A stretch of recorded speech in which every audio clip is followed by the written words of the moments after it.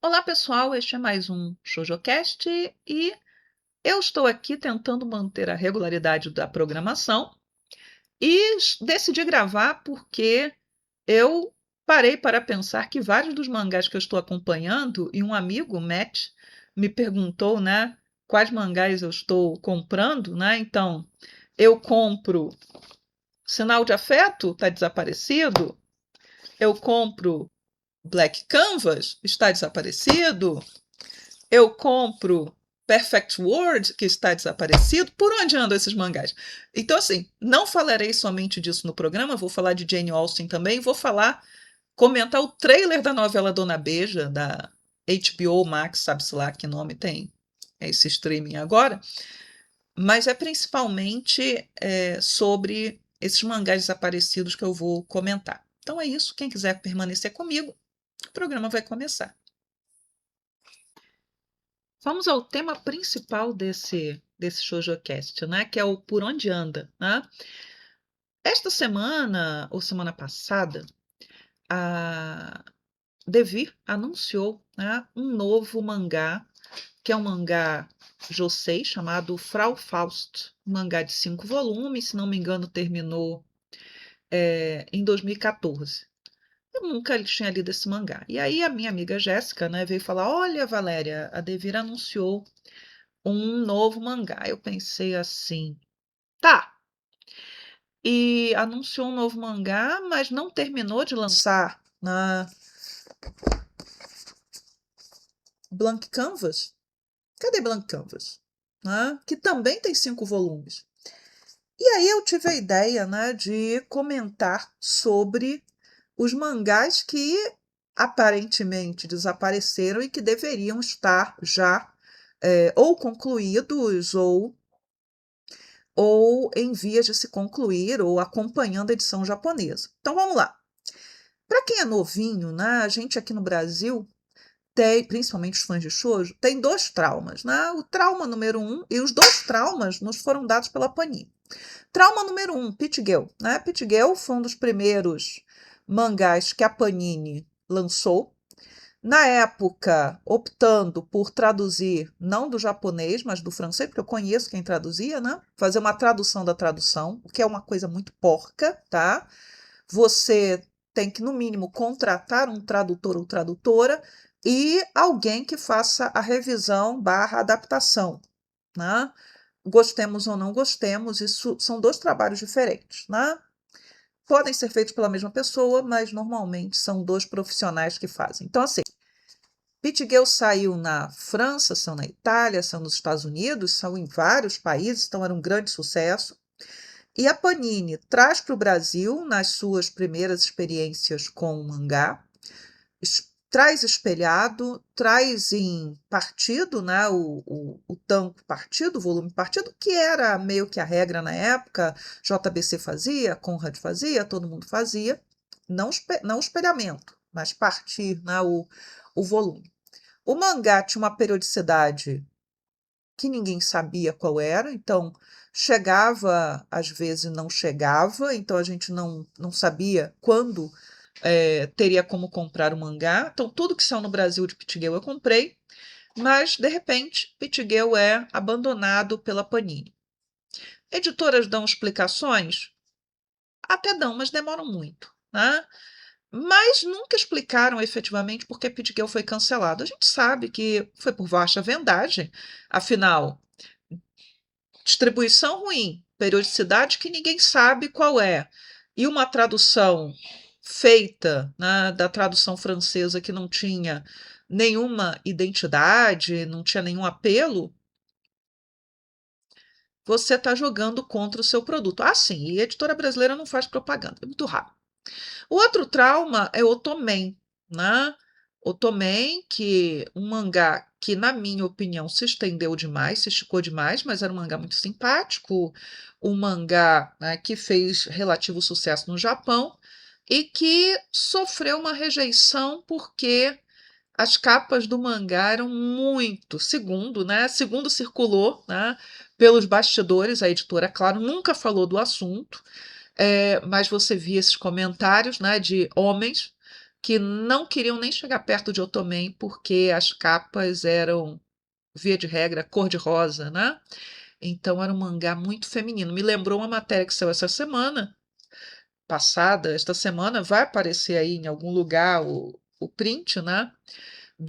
Da nova moda de que está sendo rejeitada, né? A moda apostando em suéteres e camisas cor-de-rosa para homens e a rejeição que isso está gerando na internet, porque se criou a ideia, né, e que já está consolidada, pode ser desmontada em algum momento, mas já está consolidada, de que rosa é uma cor feminina, né? Então, um homem de rosa seria roubado da sua masculinidade, a moda está tentando fazer isso. Gente, até que rosa se tornasse uma cor feminina, rosa era o vermelho atenuado e era uma cor muito mais adequada para homens. Meninos, né? Meninos vestindo rosa são muito mais comuns do que meninas. Já as meninas, não raro, apareciam vestindo azul, porque azul era a cor do manto de Nossa Senhora, né? Mas enfim, né, eu não vou voltar a isso. Posso falar disso em algum momento, né, porque junta duas coisas. História, né, das relações de gênero, das questões de gênero e história das cores. São duas coisas que eu gosto bastante. Mas voltando lá, então Otomen, a Panini também cancelou. Demorou muito tempo, assim como o Pitiguel, para admitir que o mangá tinha sido cancelado. Nunca explicou o motivo, mas a gente sabe, baixa vendagem também, né, sem propaganda, periodicidade meio que também meio largada e essa ideia, né, essa rejeição às capas rosas. Era um mangá feminino demais, né, para o público que não é, a princípio, o público-alvo, mas que no Brasil, né, também tem que colaborar para que o mangá faça sucesso, né. Para quem não sabe o que eu tomei, né, eu estou falando aqui, né, aliás, não expliquei também o que é a história de Pitiguel, né, para quem é novinho, né, voltarei, né, explicarei. Otomen é a história de um garoto, né, que tem um nome que é um tanto feminino, né, que é o Asuka, só que ele tem uma aparência, né, masculina ideal, ele é campeão de várias artes marciais, ele é um garoto que performa aquilo que seria o modelo da masculinidade mais viril dentro da sociedade japonesa, muito por pressão da mãe, porque simplesmente o pai saiu de casa, não foi para comprar cigarros, saiu de casa dizendo que não queria mais ser homem, queria ser mulher, e não voltou mais. Então a mãe passa a reprimir o Asuka em tudo aquilo que poderia ser considerado algo pouco viril. Então, ele gosta de shoujo mangá, mas ele tem que ler escondido. Ele gosta de doces, mas a mãe acha que doces é comida de mulher. Então, ele tem que comer escondido. Então, ele tem uma vida secreta que ele mesmo se recrimina porque ele quer ser o modelo ideal e não quer ser um fracasso como o pai. Aí ele se apaixona, né, por uma garota, mas ele acha que aquele amor vai enfraquecê-lo também. Então, ele fica numa situação um tanto complicada ali, né, porque ele tem que fingir, né, vestir um papel que é muito pesado. E aí ele tem um colega de escola, né, que decide disputar a menina com ele, mas é só fingimento. Ele quer ajudar a juntar os dois porque esse colega, que é o Juta, ele escreve shoujo mangá. Ele é um autor de shoujo mangá que usa pseudônimo e por acaso é o shoujo mangá que o nosso Asuka mais gosta, né? Então assim, é um mangá muito divertido que se esticou demais, né? Mas é um mangá muito divertido. E foi cancelado e a Panini demorou meses, né, para dizer para gente que o mangá tinha sido cancelado. Foi cancelado volume 9, 10, uma coisa assim. Eu não tenho mais isso de cabeça, não fiz a pesquisa para. Não fiz meu dever de casa, mas talvez eu coloque aí aparecendo num cantinho qualquer do vídeo, até onde foi. Já Pit Girl, né, é a história de uma garota. Na época que Pit Girl saiu, estava saindo em 1997, 1998, quando o mangá começa no Japão.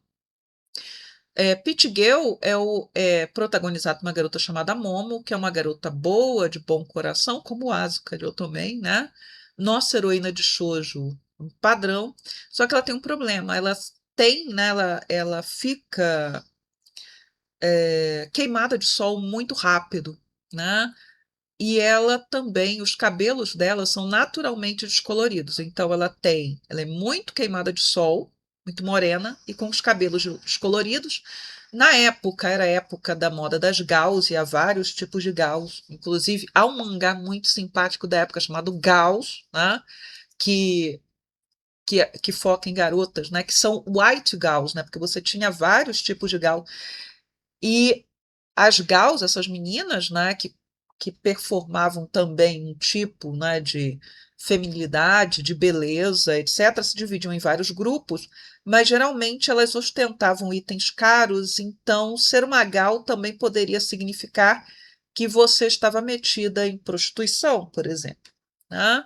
Isso é discutido no mangá Gals, que são na Ribbon, né, que é uma revista para meninas mais novas, e era um mangá que tinha essa função pedagógica, né, também de, de meio que dizer para as meninas se valorizarem, né, que você não deveria se vender por uma bolsa ou alguma coisa assim. É um problema, né, da sociedade japonesa da época.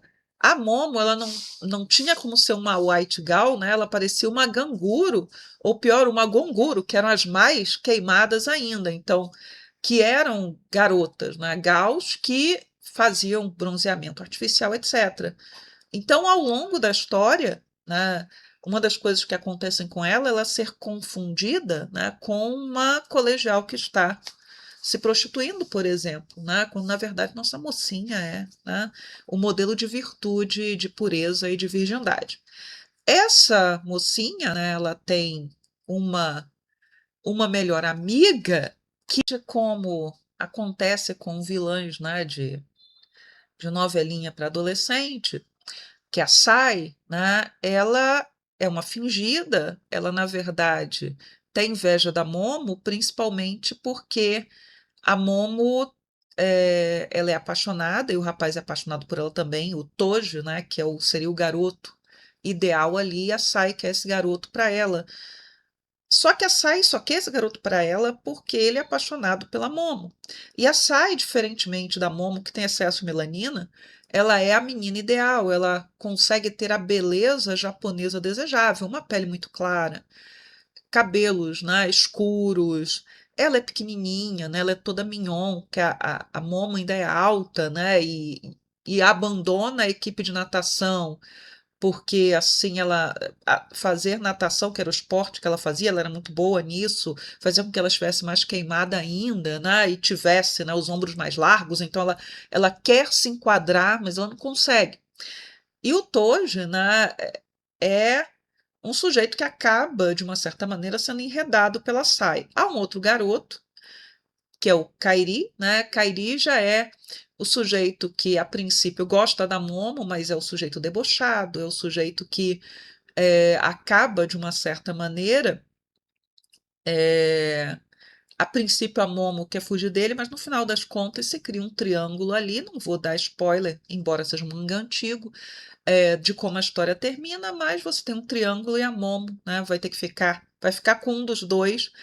E o que eu vou adiantar é que a Sai, depois de tanto, aprontar tanto, ela vai ser punida, ela vai ser duramente punida, e punida de uma forma até moralizadora, né, por parte da autora do mangá, né, que, deixa eu ver, eu esqueci, né, o nome da autora, que é a Miu Ueda, né, a Miu Ueda atualmente, ela está fazendo um mangá josei sobre uma mãe, né, uma mãe solo, que mantém um relacionamento com um rapaz mais jovem que é da Marinha, né, do Japão, né, das Forças de Defesa do Japão. Esse mangá não sei a quantas anda, porque eu só li o iniciozinho dele.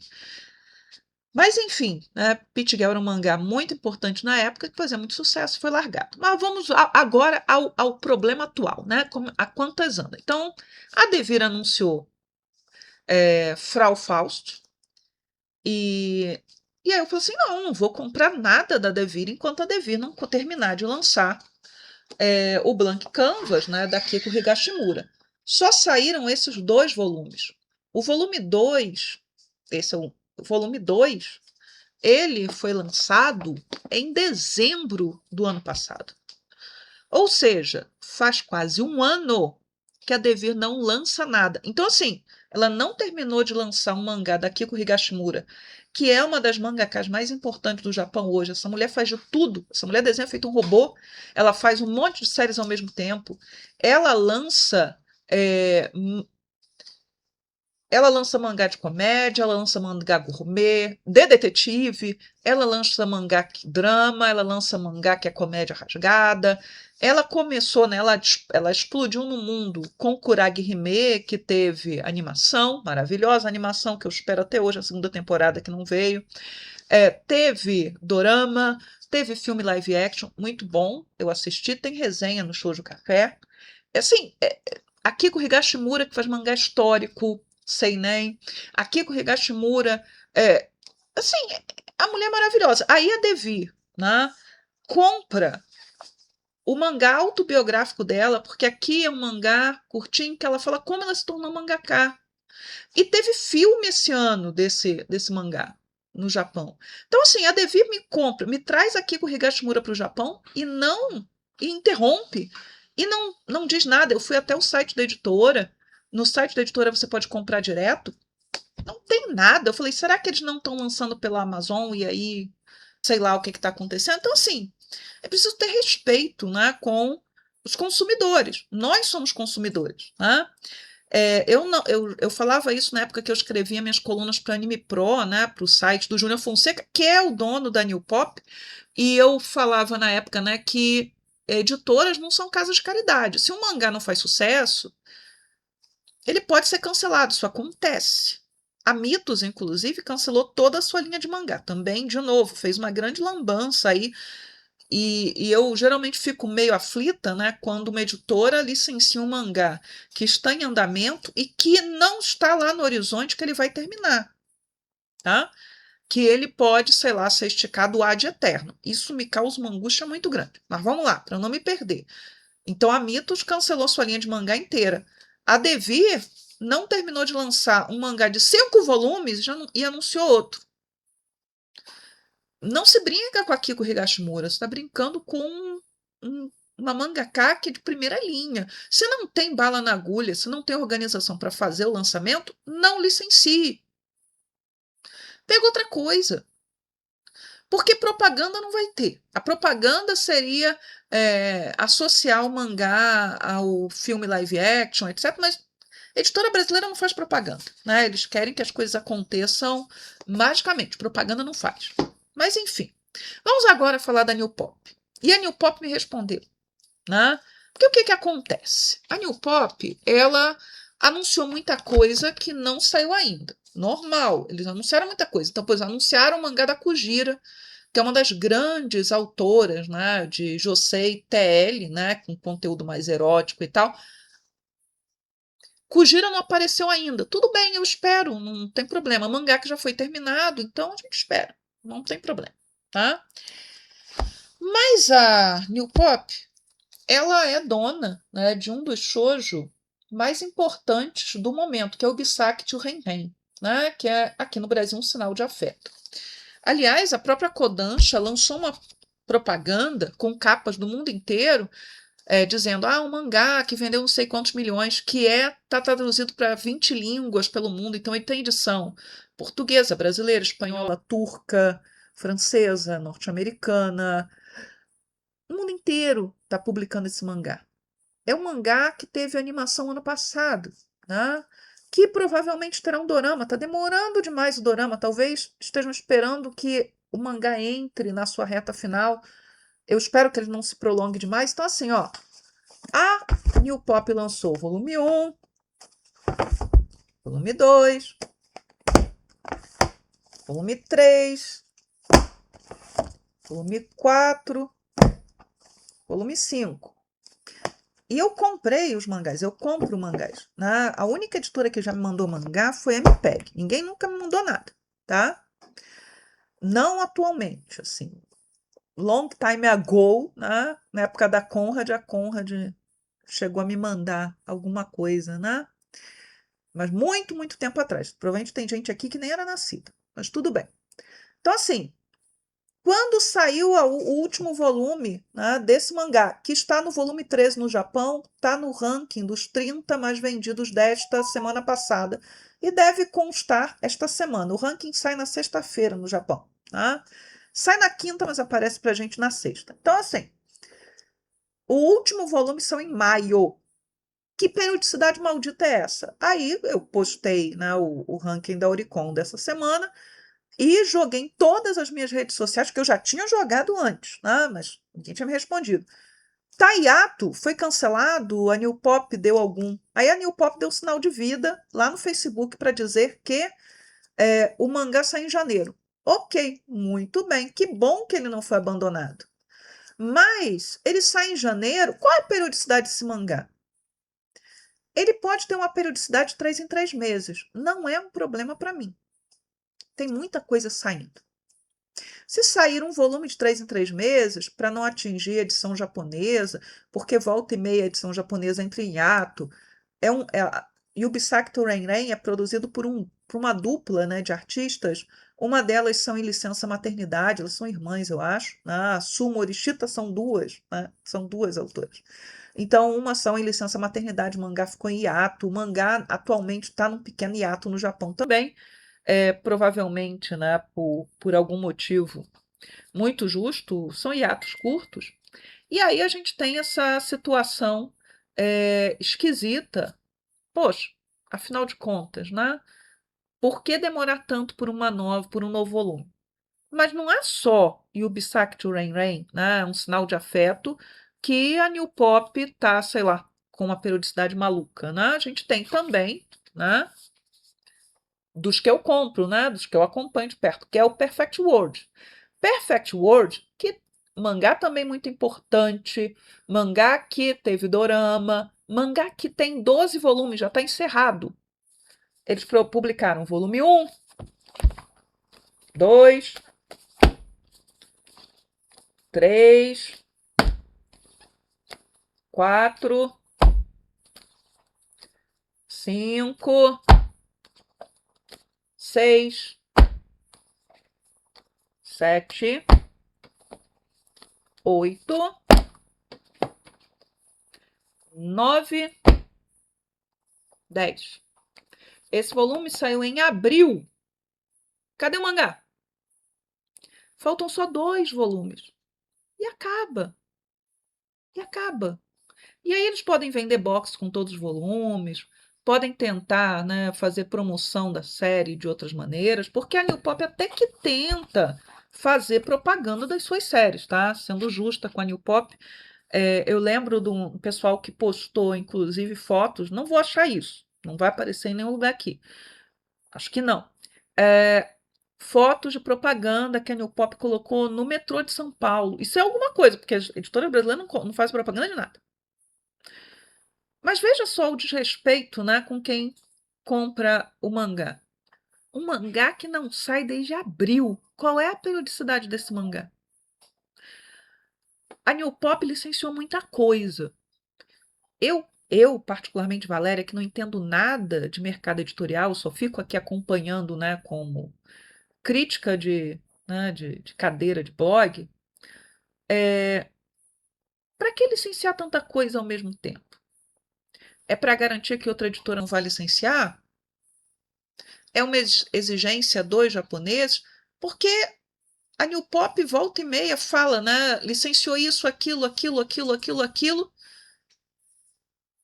E esse material demora horrores para aparecer. Tudo bem, se você lançar direitinho, com uma periodicidade legal. Não há problema. Mas isso que está sendo feito com o Perfect World e com um sinal de afeto, isso não é lançar direitinho. O que está acontecendo? Eu sei que a New Pop ela tem uma importância grande, principalmente do seu selo Pride, né? Ela ocupa um nicho que outras editoras não ocupam, tá? Não se preocupam. Então, assim, lançar BL, né? Que muita gente ainda chama de yaoi, né? Lançar Yuri, que cada vez mais está sendo chamado de GL, de Girls Love, isso é com a New Pop. Eu não costumo comprar esse material, né? Só se eles lançarem alguma coisa que eu queira muito, né? E dado essa situação de periodicidade, eu até torço para não lançar, tá? Mas é a editora, né, que ocupou esse nicho e parece que ocupou muito bem, né? Por que não virar então uma editora de nicho, né, que publica clássicos? Eu compro a Chitano Joe da New Pop, aliás, tem que ver em que volume está, né? Porque já faz um tempo que eu não compro, então tenho que ver se não saiu ou se eu estou atrasada. Acho que o último que eu comprei foi o volume 5 de Ashita no Joe, porque é um clássico, né? Particularmente não gosto de algumas opções de adaptação que estão no mangá, né? Do texto original. Mas muito bem, não vou falar disso. Mas vá lá, né?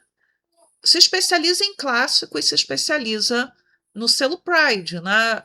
Porque o selo Sakura, que é o selo de Shoujo Josei, está deixando a desejar. Está deixando a desejar. Então, eu lembro que nos últimos 2 anos, eu acho, quando fosse a editora de destaque do ano, eu dei para a New Pop, né? Quando eu faço a retrospectiva do ano. Esse ano não será. Tá? Não preciso nem dizer, né? Nem voltar a me repetir a respeito disso. Não será. E não será muito por conta dessas lambanças aí, tá? Então, assim, um dos motivos para eu ter adiantado esse programa é por conta disso aqui, tá? Isso aqui é ridículo, né? Por assim dizer. Isso é ridículo. A editora tem que ter mais responsabilidade com o seu público. Ou tem que informar, está atrasado por conta disso ou daquilo. Estou falando da New Pop, mas nenhuma editora brasileira se preocupa em fazer isso. É muito, muito raro soltarem qualquer informe para que o consumidor fique atento e fale o seguinte: ah, realmente está atrasado, mas tudo bem.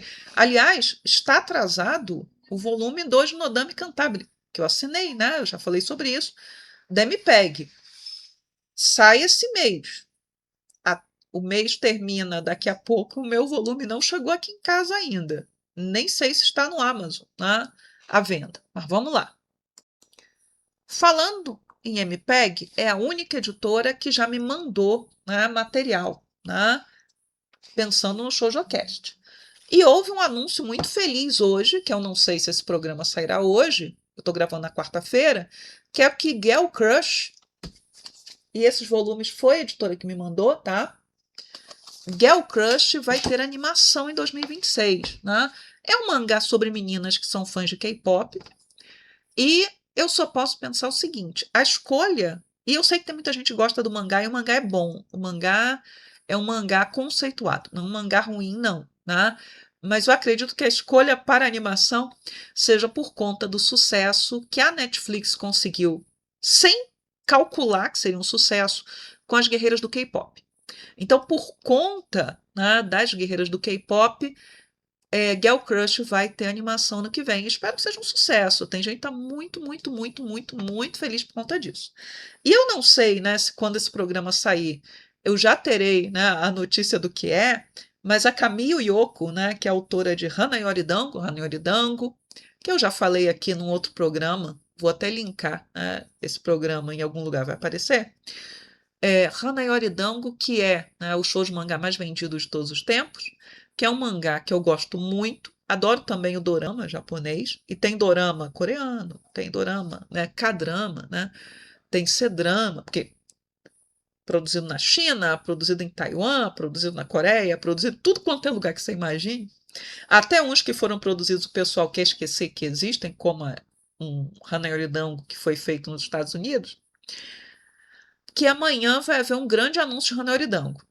Eu fico encucada com essa história de grande anúncio, porque, por exemplo, quando a Katsuki no Yona, né, que finalmente vai terminar agora em dezembro no Japão, e que foi uma aposta, né, grande da JBC, a Katsuki no Yona, quando começaram a dizer que ia ter um grande anúncio, o pessoal, a segunda temporada de animação, a segunda temporada de animação, era, na verdade, uns brindes ridículos que eu vi na revista, né, na Hana to Yume. Mas tudo bem. Hana Yori Dango não está em publicação. Hana Yori Dango não pode ser um brinde qualquer na revista Margareto. Então, assim, a Camille Yoko, né, que é a autora, ela veio no Twitter dizer que finalmente está chegando a data em que uma grande notícia da série vai aparecer porque ela estava segurando que ela não podia falar sobre o assunto. É uma nova animação, né? Porque a animação de 1995 ela não cobriu o mangá inteiro porque não tinha como. Né? O mangá estava em andamento, vão criar um monte de fillers, vão terminar a série, né? Tem uma trilha sonora muito boa. Eu gosto da animação. Foi uma animação que eu baixei ainda na época da internet a lenha, né? Então demorava horrores para baixar um episódio com 3 megas, 4 megas, que era isso, tá, pessoal? Com uma qualidade baixíssima e às vezes, enfim, né? Eu gosto muito de Hana Yoridanko, gosto muito do mangá, gosto muito do anime.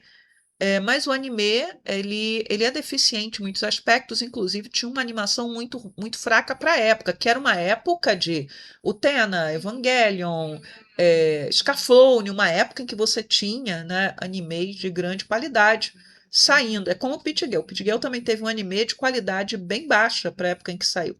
É possível que seja uma nova animação. Eu vou ficar muito feliz se for, eu gravo um short ou até acrescento alguma coisa no final desse programa. Isso me causou uma ansiedade muito boa, porque ano que vem, né, a gente vai ter Hanakimi, né, que a gente não sabe quantos episódios terá, isso é um problema. Isso está me causando uma ansiedade negativa, por assim dizer. Mas, assim, é um anime que eu esperava há muito tempo. E um novo anime de Hana Yoridango é algo também, né, que eu espero há muito tempo. Até gostaria que mantivesse a mesma trilha sonora, sei que não vai acontecer, se acontecer um anime, mas eu aceitaria também um anime da continuação, né, que não é tão boa quanto o original, mas que dialoga, né, com o original o tempo inteiro. Mas, enfim, é, é isso, né? Girl Crush vai ter anime.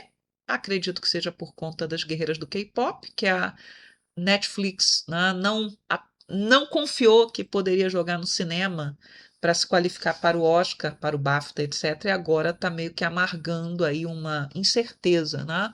Mas que é, é um material que está dando muito, muito dinheiro para a Netflix, muito dinheiro mesmo. Então, de repente, é por causa disso que vem Girl Crush por aí. Bloco telenovela agora. Finalmente, o HBO, ou Max, o HBO Max, não sei mais, colocou, né, no ar o trailer da novela Dona Beija, né? Para quem não sabe o que é Dona Beija, né? Dona Beija é uma criatura, né, meio hum, histórica de fato, né, mas muito lenda também, que existiu em Minas Gerais, na cidade de Araxá. Foi uma mulher, né, que era dona de um bordel, né, onde somente ela trabalhava e enriqueceu, né, com esse bordel, mas que só se encaminhou pela prostituição, né, porque a princípio foi sequestrada, né, por um alto funcionário da corte portuguesa. Ela estava noiva, então ela é levada pelo sujeito, ela só tinha 15 anos, o avô é morto, né? E depois, quando esse sujeito vem para o Rio de Janeiro, ele liberta a Beija, né?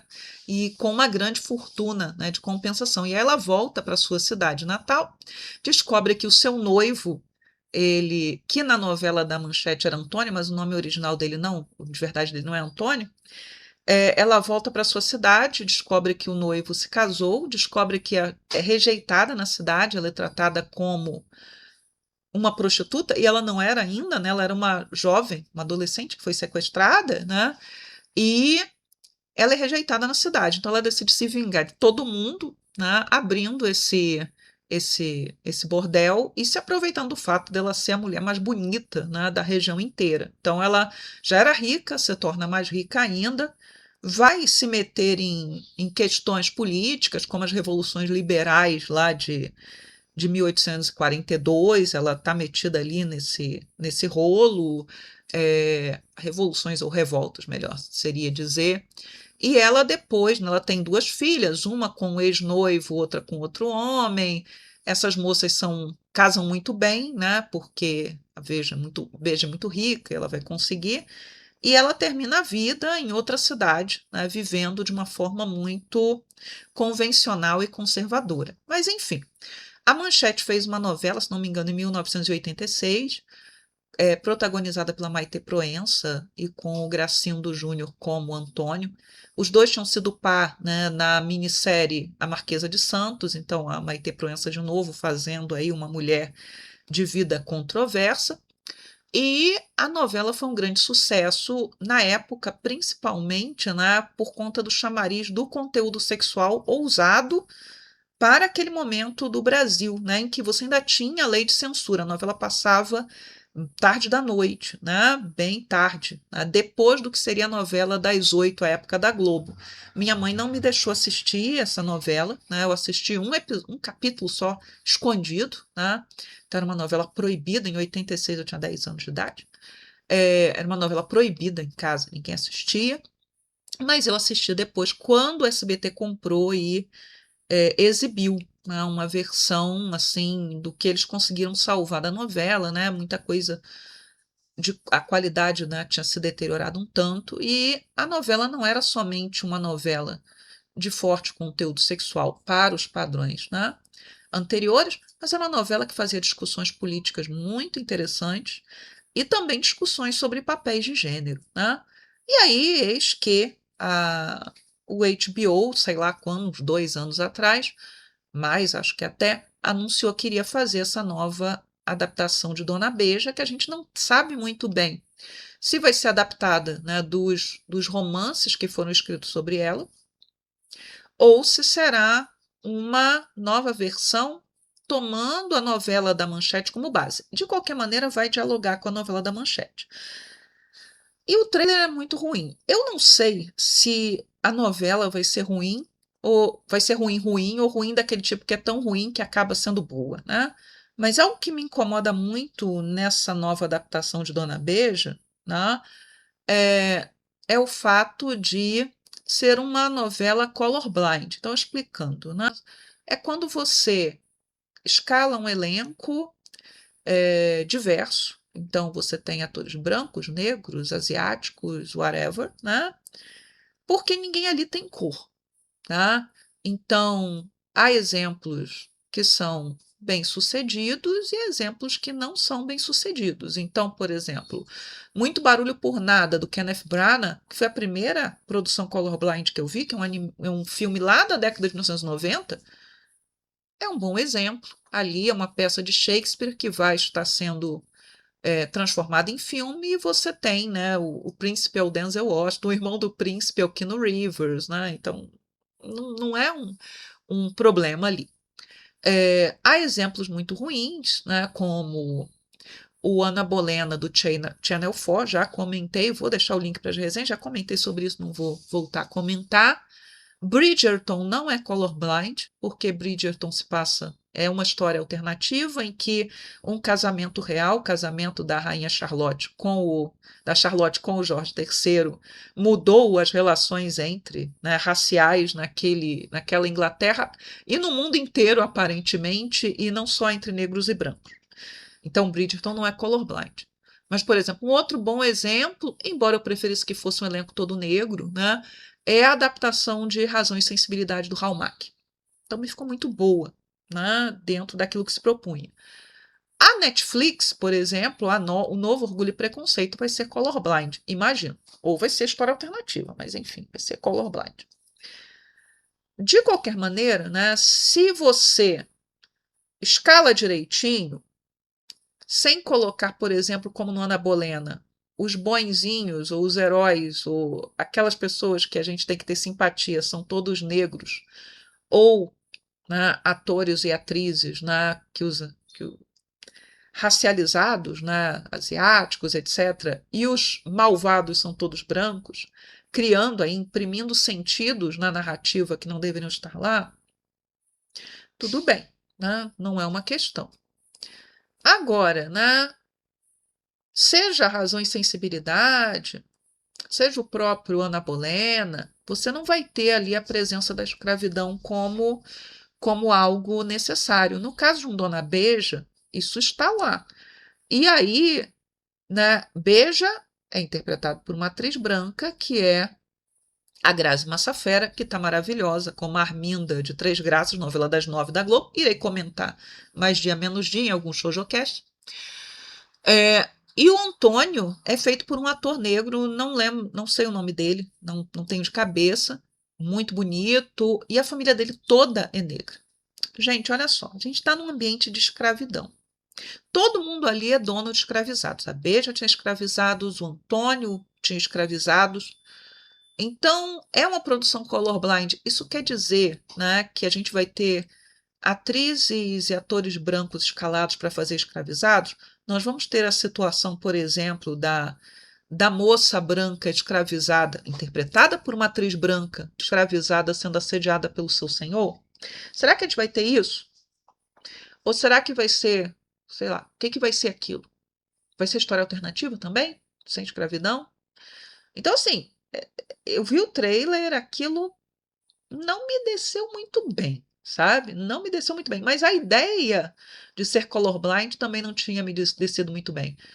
Vai ser uma coisa tipo Perdida, né? Perdida, que é baseado num livro, né? Fiz resenha de Perdida, etc. Assisti, em que se passa num Brasil que não tem escravidão da década de 1830, porque eles dizem que estão na década de 1830, por isso que eu estou dando a data. O livro eu não li, não lerei, tá? Mas o filme eu assisti e abriu caminho até para a possibilidade de uma continuação. Então, assim, é disso que a gente vai brincar, porque é um negócio muito, muito, muito estranho, sabe? Muito estranho mesmo. E vamos terminar falando de Jane Austen, né? Ano que vem, nós teremos uma nova adaptação de Razão e Sensibilidade, que foi o primeiro livro da Jane Austen a ser publicado, em 1811. Razão e Sensibilidade vai sair em setembro, até o dia certinho, mas é setembro de 2026 que o filme está previsto. É a segunda adaptação para o cinema. A primeira, né, ela é de 1995, é uma das minhas adaptações de Jane Austen favoritas, né? E que foi muito, muito premiada. Então, o roteiro é da Emma Thompson, ela ganhou o prêmio por roteiro, ela, né, faz a protagonista. É, é um filme muito, muito bom. Até vou voltar a ele daqui a pouco. Mas já houve várias adaptações de Razão e Sensibilidade, um dos mais adaptados. Então, a gente teve uma série da BBC de 1971, outra série da BBC de 1981. Essas duas séries eu tenho no meu HD, em algum dos meus HDs, já vi parte delas, mas eu não sou muito, né, não tenho muita simpatia, né, por essas séries, porque eles cortam, né, a irmã caçula, porque são três irmãs, né? E uma das irmãs, a caçula, que é a Margaret, ela é cortada, né? Ela é eliminada. Então, isso eu não gosto disso. Então, por isso que eu tenho má vontade, né, com essa série. Temos o filme de 1995, que é um grande sucesso. Vamos ter uma versão indiana também para o cinema, né, que vai ser feita no ano 2000, então uma adaptação indiana, né, de Razão e Sensibilidade. A gente teve uma série da BBC de 2008, com 3 episódios, que é boa, né, de Razão e Sensibilidade. Gosto bastante dela, mas não gosto tanto quanto o filme de 1995. Teve o filme do Hallmark, que eu citei no bloco anterior, que foi de 2024, com um elenco colorblind, né? Boa parte do elenco era negro, mas havia também atores e atrizes brancos. E vai ter a do ano que vem. Ah, mas já teve um quadrinho, já teve mangá, já teve uma adaptação moderna chamada From Prada to Nada. Então, assim, já houve outras adaptações. Razão e Sensibilidade, né, o básico, né, e o filme, perdão, e o livro saiu em 1811, é a história, né, de uma família, né, que é a família Dashwood, que vivia, né, as duas irmãs, a Elinor e a Marianne, já eram adolescentes, Elinor já no final da adolescência. Viviam muito felizes lá com o pai, que estava adoentado, com a mãe, com a irmã caçula, Uma vida muito confortável dessa pequena nobreza rural inglesa, que poderia ser mais rica que a grande nobreza, já falei sobre isso também em algum outro programa. E esse pai das moças, ele era viúvo de um primeiro casamento, e tinha um filho homem desse primeiro casamento, já casado, encaminhado na vida. Quando o pai da família, né, sabe que já está morrendo, ele chama o filho mais velho e ele faz com que aquele filho jure que ele vai ser justo, né, com as irmãs e com a madrasta. Ou seja, que ele vai garantir que as meninas tenham um bom dote para que elas possam se casar, que ele vai garantir que elas possam viver com conforto. A menina mais nova tinha 13 anos, a do meio tinha 16 e a mais velha 17. Ok. Só que o que que acontece? Morre o velho, o sujeito é mesquinho, John, ele é mesquinho, e ele tem uma esposa, Fanny, que é mais mesquinha ainda, né? E tão logo o sogro morre, a Fanny ela vem tomar posse, né, daquela casa, né, de campo, que era onde eles moravam, colocando, né, as irmãs do marido e a madrasta como quase que visita, hóspedes ali, e eis que chega, né, para passar uns dias com a irmã, com o cunhado, o Edward Ferrars, né, que é um rapaz de bom coração, estava estudando para ser pastor muito contra a vontade da mãe, e a, o Edward e a Eleanor, que é a irmã mais velha, acabam se apaixonando, né? E nisso a Fanny percebe, separa os dois e logo despacha, né, a, dá meio que um ultimato, né, para a madrasta, que ela tem que arrumar para onde ir, e aí o drama das irmãs procurando, né, um lugar, né, e a Eleanor é a razão, e a Marianne é a sensibilidade, e a viúva nunca teve que decidir nada por ela mesma, é meio deslumbrada, então querem algo que tá além do dinheiro que elas vão ter, porque elas vão receber muito pouco desse irmão mesquinho. E aí elas acabam indo, né, para uma casa no interior por conta, né, de um convite de um primo afastado, né, da madrasta, né, da madrasta do John, né, da mãe das meninas, e elas ficam sob a proteção desse parente distante, né, que é rico, de posses. E aí, né, uma das pessoas que elas conhecem logo de saída é o Coronel Brandon, né? Coronel Brandon, que é um sujeito de 35 anos, mas que parece mais velho, é um homem rico também. E ele meio que cai de amores pela Marianne, que é uma adolescente, né? Mas ele é um homem honrado, é um homem digno, ele não vai fazer nenhum avanço, né, em relação à moça, ainda que para todo mundo ali ele seja o melhor partido possível para aquela menina, pensando que a gente está no início do século XX, e esse tipo de casamento com grande diferença de idade era considerado normal, né, desde que a moça não fosse jovem demais. E nos livros da Jane Austen, 15 anos é criança. Passou de 15 anos, não é mais criança. Tá? Isso é muito nítido em todos os livros. Isso é discutido em Razão e Sensibilidade, isso é discutido em Orgulho e Preconceito. Então, 15 anos é meio que uma idade tabu ali. Aí, com 16, não mais. Né? E é algo de época, né? Só que a Marianne se apaixona por um sujeito jovem, como ela é, cheio de vida, que é o Willoughby, né? E o Willoughby, ele herdar a fortuna da tia, né? E ele se engraça com Marianne, toma liberdades com Marianne, Marianne apaixonadíssima, só emoção, né? E só que o Willoughby tem um passado obscuro aí, né? Que inclusive se cruza com o Coronel Brandon. No fim das contas, não vou entrar mais em detalhes, né? Elinor fica com Edward depois de uma série de problemas que precisam ser superados.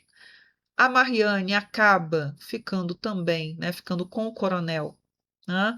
Porque meio que é a opção que lhe sobra, mas é uma excelente opção, né? É um homem excelente, é um homem que pode dar para ela, né, todo o suporte que ela precisa, não só para ela, para a mãe dela, para a irmã caçula, etc., né? Só que normalmente dentro do livro Fica subentendido que ela desenvolve sentimentos por ele, mas nos filmes, nas séries, isso fica bem mais enfático. Mas vamos lá. Eu não sei o que a nova adaptação vai fazer disso. Por quê? Porque já em Emma, de 2020, nós tivemos, né, e Emma tem um mocinho de Austen mais velho, né, que é o Mr. Knightley, que tem 36 anos, a Emma tem 21. O Knightley chega a dizer, né, que ele segurou Emma em seus braços quando ela era um bebê, e tem essas situações assim. Tudo isso foi tirado do novo filme, né? No novo filme, escalaram um ator que tinha a idade do Mr. Knightley, 36, 37 anos, mas que parecia ser muito mais jovem, e meio que nivelaram a Emma e o Knightley de forma que fica parecendo que na Inglaterra do início do século XIX, homens e mulheres estavam assim no mesmo nível, né?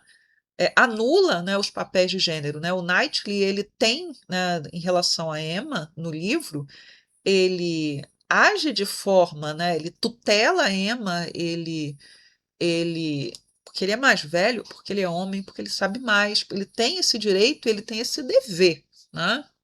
No novo filme, fica parecendo que eles são dois coleguinhas que estão no mesmo nível e que a gente está no século XXI. E eu gosto desse novo Emma, principalmente por conta do figurino, eu acho ele bem bonito, visualmente bonito. Tem uma das piores invenções possíveis, assim, para produções de Austen, né, que é o sangramento de nariz de Emma, que é uma coisa que é exatamente como acontece nos animes, né, acontece nesse filme. É um negócio meio bizarro, mas tudo bem, não vou me estender aqui. Mas eu estou até comentando, né, dessa história de razão e sensibilidade, porque me apareceu isso aqui. Vai aparecer aí no canto. E eu vou ler, né? Num grupo de Jane Austen que eu sigo lá no Facebook, e Facebook velho ainda usa, já falei isso, é o Jane Austen Fan Club. Então, uma moça de lá postou o seguinte, né? Postou uma foto de Razão e Sensibilidade de 2008, outra foto de 1995, mostrando a Marianne com o Coronel Brandon, né? Aí a moça começa a escrever assim: aqui está alguma coisa, né, que eu parei para pensar pela primeira vez, né? Realize, né? Parei para pensar, descobri aqui pela primeira vez. Coronel Brandon tem 35 anos e a Marianne 16 quando eles se encontram em Razão e Sensibilidade. Ela está com 17 anos quando ela casa com o Coronel Brandon. Por que nós romantizamos Marianne e o amor, né, a relação amorosa da Marianne com o Coronel Brandon todos esses anos? O que a Jane Austen tinha na cabeça? Aí depois ela se corrige. Correção, ela tinha 16 anos quando ela encontra o coronel e 19 quando eles se casam, né? Então ele tinha 38. Eu ainda acho, né, isso confuso, uma bagunça, né? Assim, algo que me causa mal é que não importa se isso era aceitável na época. Eu acho muito complicado, né, quando a gente tenta projetar sensibilidades modernas no passado. De novo falei, dentro daquela sociedade, esse tipo de casamento era mais do que aceitável, e no caso da Marianne, que tinha tão poucas perspectivas, era muito desejável, né, que ela pudesse encontrar um noivo assim, né? Então, assim, eu tô com medo dessa nova adaptação, deles não aprontarem alguma como aprontaram com o Emma, né? Eu vi o ator que escalaram para ser o Coronel Brandon e muito provavelmente ele vai ser colocado não para parecer mais velho do que ele é, por conta dos sofrimentos na vida que ele teve, tá? Ele é um homem sofrido, é um homem que carrega aí, né, muito sofrimento e nas costas e por conta disso ele parece mais velho. Então, devem colocar o sujeito mais jovem para tentar, de uma certa maneira, aliviar isso que para o público norte-americano é algo tão sensível, tá? A gente não está, né, num momento em que fala assim, não, esse homem privou Marianne de ir para a universidade, de ter uma carreira, de conhecer outros homens da sua idade. Não, não é nada disso. Não havia isso no horizonte, tá? A gente está numa sociedade, né, extremamente patriarcal, em que mulheres daquele grupo social, que é a gentry, nem podiam trabalhar. Peguem aí o Emma, né, e vejam lá, tem uma personagem Emma que horror, horror, né? Ela teve que ser governanta, assim. Essas mulheres não podiam nem trabalhar, não podiam ter uma profissão. Elas podiam até, de repente, escrever, mas mesmo assim, muito provavelmente o fariam com pseudônimo, porque qualquer atividade que pudesse parecer emprego, trabalho, era algo mais visto, mal visto para elas. Era até mal visto para os homens, vinham de renda. Né? Então, assim, não está no horizonte dessa moça que ela poderia, por exemplo, construir seu próprio futuro. Isso não existe. Aliás, até aparece na série que eu acabei não fazendo a resenha da Miss Austen, que vai ter uma sequência, né? Que é sobre a Cassandra, irmã da Jane Austen, que é uma ficção, etc. Uma das moças da família, ela sai de casa e vai ser professora na própria vila onde a família mora. Eu assistindo aquilo, eu só falava o seguinte: olha, esse pai dela, do jeito que ele era, ele provavelmente ia mandar capturar essa filha solteira e botar essa filha num manicômio, tá? Pela vergonha que ela estava causando à família, de ter saído de casa, virou tipo uma irmã de caridade, eles não são católicos, né? E dando aula para criança pobre ali na vila. Isso daí seria inaceitável. E um sujeito que não aceitava que a filha caçula casasse com um médico, porque o médico era um médico negro, e aí não é blind, color blind, sim, havia, né, pessoas negras na Inglaterra ocupando postos que não eram somente subalternos. Um cara que não aceita, né, que a filha caçula case com um médico negro que estava bem posicionado socialmente, vai aceitar que a filha do meio alopre e vira a louca da vila que dá aula para as criancinhas miseráveis, tá? Então, assim, eu tenho medo do que vai ser feito nesse filme para amenizar essa diferença de idade. Mas me choca muito que as pessoas fiquem projetando no passado aquilo que elas vivenciam no presente, tá? O filme de 1995 ele tem algumas peculiaridades que as pessoas que não leem sobre a produção ficam meio que sem entender. Por quê? Quando a Emma Thompson foi chamada para fazer o filme, ela já tinha acho que 30 anos. E ela recusa, porque ela diz: olha, eu não vou passar o ridículo de interpretar uma moça que começa a história com 17 anos, né, e que termina com 21, 20, 21. E aí a produção e o diretor Ang Lee, né, o maravilhoso, né, grande diretor, faz a seguinte proposta para ela, que ela escrevesse o roteiro e que ela modificasse a idade da Eleanor.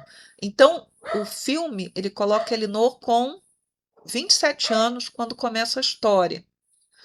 E a Marianne é mantida lá com seus 16 anos. O Coronel Brandon ele é interpretado pelo Alan Rickman. Alan Rickman tem muito mais do que 35 anos naquela época, e mesmo que ele parecesse mais velho, ele parece muito mais velho. Mas ele dá uma dignidade tão grande à personagem que é impossível, né, não simpatizar com ele, né, dentro da história. Dentro do livro, há quem visse, né, a Eleanor como um par mais ideal para o Coronel Brandon, porque ela era uma mulher racional e estável. Eu falei que eu gosto muito do filme de 95, mas há um detalhe que eu acho é o único defeito que eu vejo ali, que é o Hugh Grant fazendo o papel do Edward Ferrars. Por quê? O Edward Ferrars era um rapaz inseguro, dominado pela mãe, e no livro ele começa o livro, se não me engano, com 23 anos, ou termina com 23 anos. Então ele era um jovem, então um homem de 23 anos, que aceita ser tutelado pela mãe, da forma como ele era, é algo aceitável. É algo que a gente pode tolerar.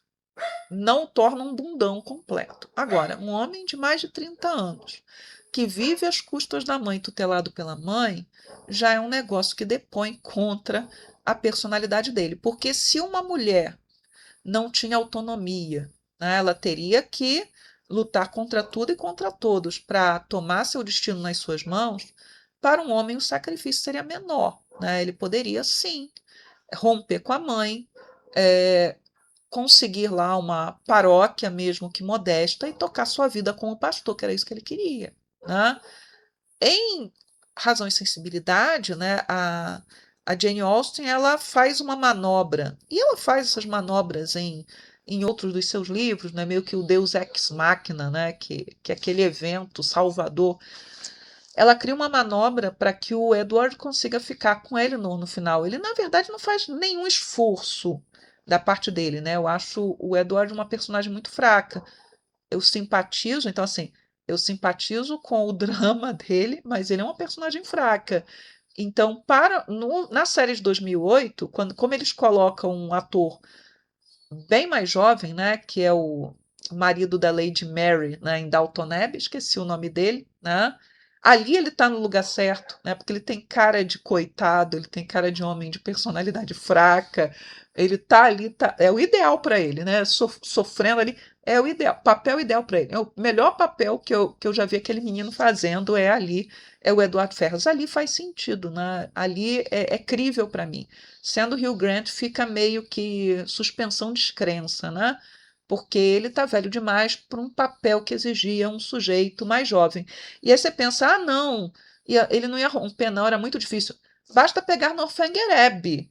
O mocinho de Northanger rompe com o pai, chuta o pau da barraca, porque o pai dele é um desgraçado e ele também vai tocar sua vida. Ele é pastor, vai vivendo em condição modesta com a mulher que ele ama. Pronto, acabou. Ele pode fazer isso. Um homem tinha condição de fazer isso com muito menos custo do que uma mulher, que provavelmente ia terminar a sua vida num manicômio, tá? Caso decidisse peitar a família. Estou falando que o Miss Austen, que não é uma grande série, é, essa personagem lá que cisma de ser a professorinha rebelde da vila, nem muda de vila, nem vai para longe da família. Na mesma vila, aquilo não ia rolar, aquilo não ia acontecer, tá? Não ia dar certo. Mas é isso que eu quero falar. Estou aguardando ansiosamente pelo filme, pela estreia em setembro do ano que vem. Espero conseguir assistir no cinema. Também estou ansiosa e um tanto, né, nervosa por conta do Orgulho e Preconceito da Netflix. Aliás, eu queria muito que uma ex-aluna, agora ex-aluna, assistisse, porque a menina descobriu no último dia de aula que eu era fã de Jane Austen e eu descobri que ela era também, né? Que ela veio, eu estava comentando contra a menina e ela lá do fundo da sala ouviu, né? A matéria tinha terminado, era o último dia de aula e ela veio zunindo de lá, né? Assistiu todas as séries, conhece tudo. Eu queria muito que a opinião dela a respeito disso daqui. Ela disse que não assistiu Emma, o filme de 2020, até agora, porque ela estava com medo do que eles tinham mudado no filme. Eu diria, muita maturidade para quem deve ter 16 anos, né? Mas essas pessoas existem, e isso é bom que elas existam também. Então, pessoal, chegamos ao final de mais um JojoCast. Eu espero que esse programa saia no máximo na quinta-feira. Qualquer atualização sobre Hana Yoridango eu colocarei no final, né, do programa, depois do encerramento, se for o caso, porque eu vou editar hoje, né, ainda na quarta-feira. Se você gostou do programa, dê seu like. Se não gostou do programa, dê seu dislike. Serve para engajar do mesmo jeito. Se você chegou até aqui, né, e quiser comentar alguma coisa para gerar engajamento, se você tiver algum comentário a fazer, seja bem-vindo, comente, eu fico contente com isso. Mas se quiser deixar só um comentário de engajamento, né, eu proponho a frase: onde está o meu mangá? Né? Porque eu quero saber por onde andam esses mangás que começaram a sair no Brasil e pararam, né? A gente não tem mais um mercado tão amador como era 15 anos atrás, mas para que esse tipo de fuleiragem continue acontecendo. Então é isso, pessoal. Muito obrigada por me assistirem, por me ouvirem e até o próximo programa.